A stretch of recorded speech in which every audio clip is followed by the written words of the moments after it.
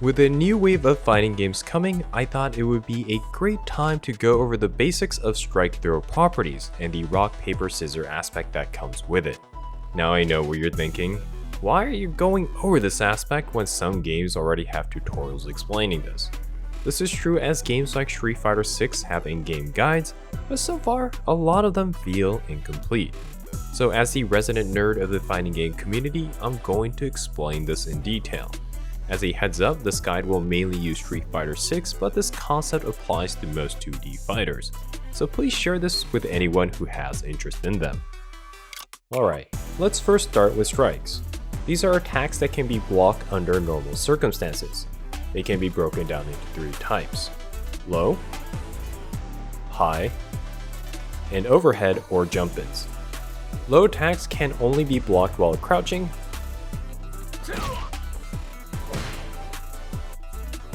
overhead and jump-ins can only be blocked while standing,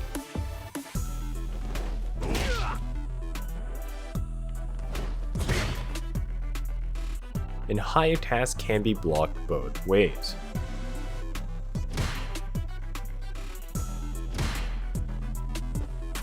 Before I continue though, I'd like to mention that this labeling changes between games. Some fighting games call low, high, and overheads as low, mid, and high. So players from different game backgrounds may call these strike properties differently. Now let's return to the topic at hand. After hearing how some attacks can be blocked both ways, you might be wondering, why should we prioritize using these attacks over lows and overheads? Well, the reason lies in general fighting game design. For example, Du's low hitting crouching medium kick forces the opponent to block low, but has limited options out of it. If the opponent blocks it, he's at a disadvantage because the opponent will recover faster. So if he tries to do another attack, he's most likely going to be countered if the opponent retaliates.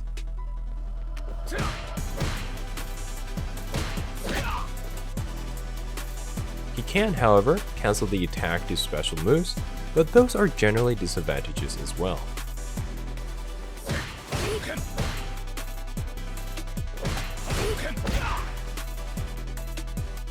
The only way he can reapply pressure is to spend significant amount of resources to do a drive rush. So in general, low attacks force the opponent to crouch, but usually do not have as many follow-up options as the other strike types. Now, attacks that need to be blocked high are a little bit different in terms of trade-off. But first, we have to understand that there are 2 types: jump-ins and overheads. Unlike a majority of low attacks, aerial attacks can create an advantageous situation for the attacker even if the opponent blocks. For example, you can jump in with heavy punch and still continue the pressure. If the opponent decides to retaliate with a non-invisible attack after blocking, they are most likely going to lose.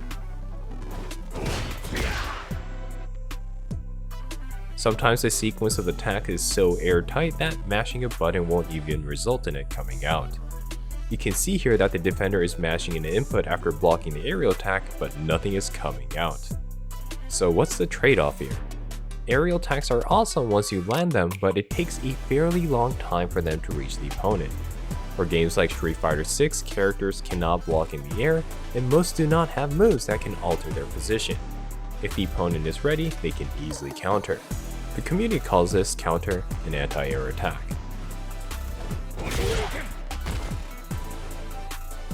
The other is a grounded attack. These are called overheads. These attacks are a lot more varied, but generally has 2 types of trade-offs. One is that they usually take longer to come out. This is so that the defender gets some time to react in order to defend. And for the ones that do have shorter startup, they generally have limited follow-up options or is disadvantageous on block. For example, Du's forward medium punch is an overhead attack that is fairly fast but cannot be comboed. If it is blocked, he's at a disadvantage.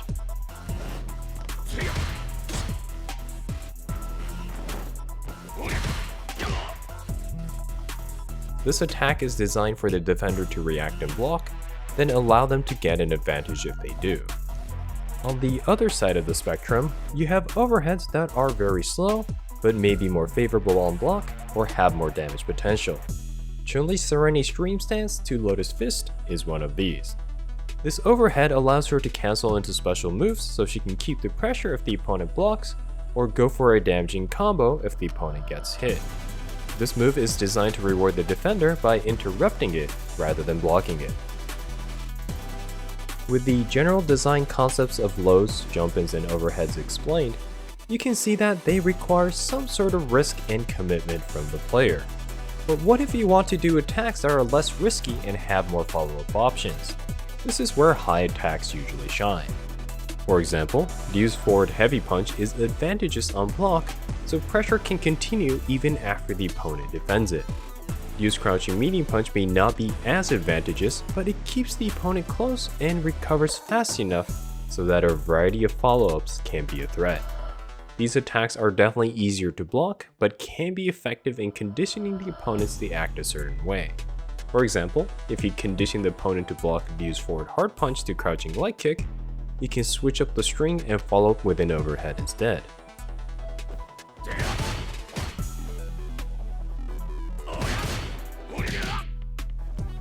A lot of high attacks will offer this kind of variety in follow-up sequences.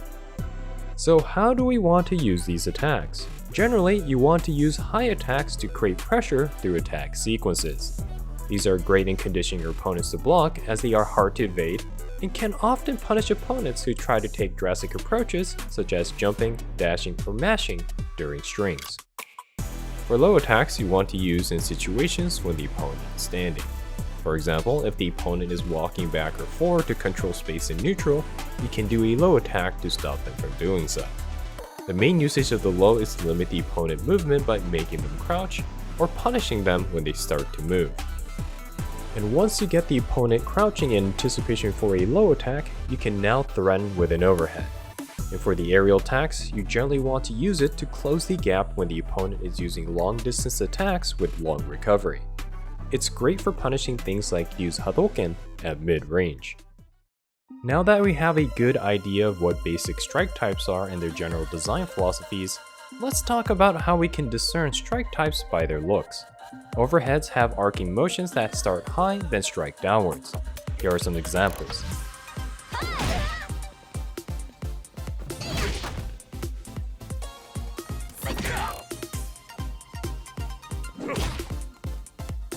Low and high attacks are a bit trickier, but as a very loose rule, most punching moves, even if it hits near the feet, are high attacks, and most crouching kicks are lows.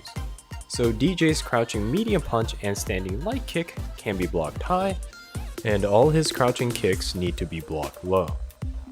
There are always exceptions to these rules though.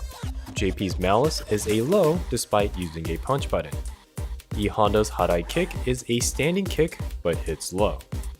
Dalsum's Yoga Mummy and Drill kick are aerial attacks but can be blocked crouching.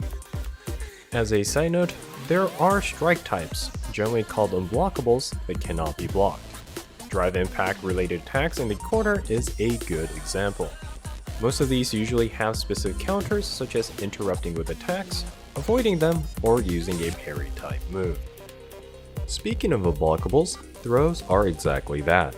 They are designed to counter blocking opponents and unlike most unblockable strikes, can come out very fast. So fast that it's usually impossible to react to.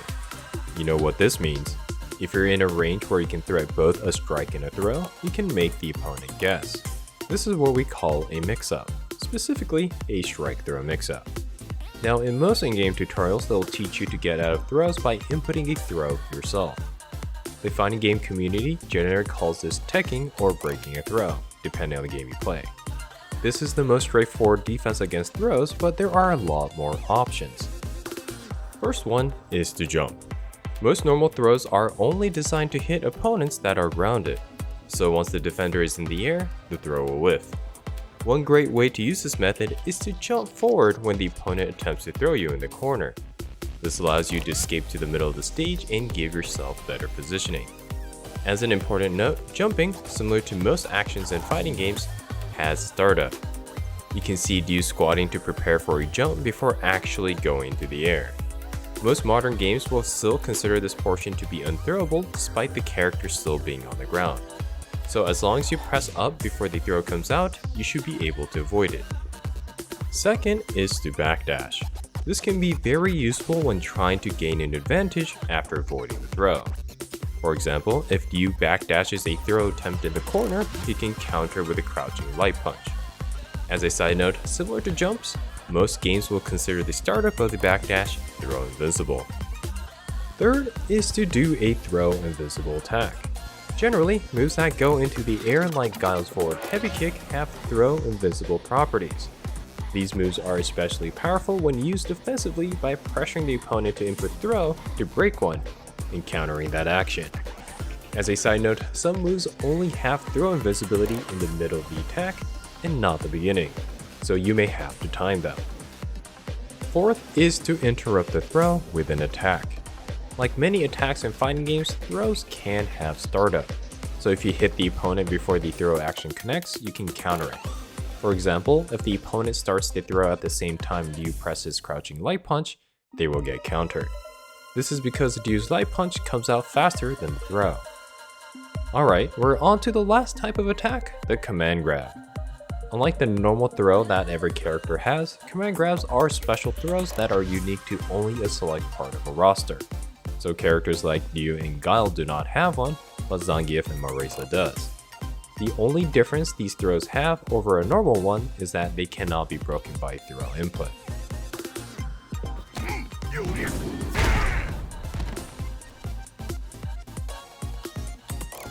After hearing this, some of you might be going, this seems like a small advantage over a normal throw.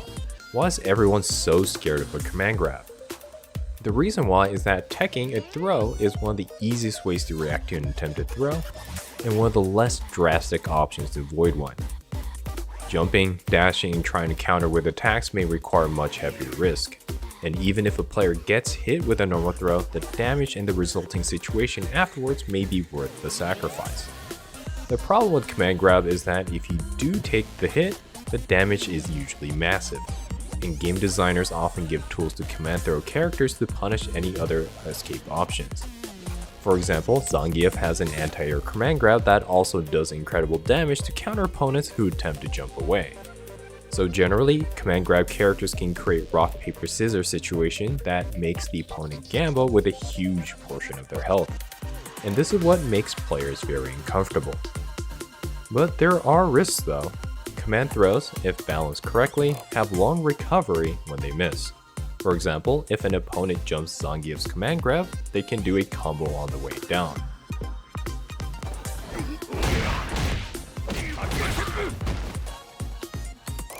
Normal throws on the other hand recover fast enough that if an opponent does jump, they can either anti-air or block the counter.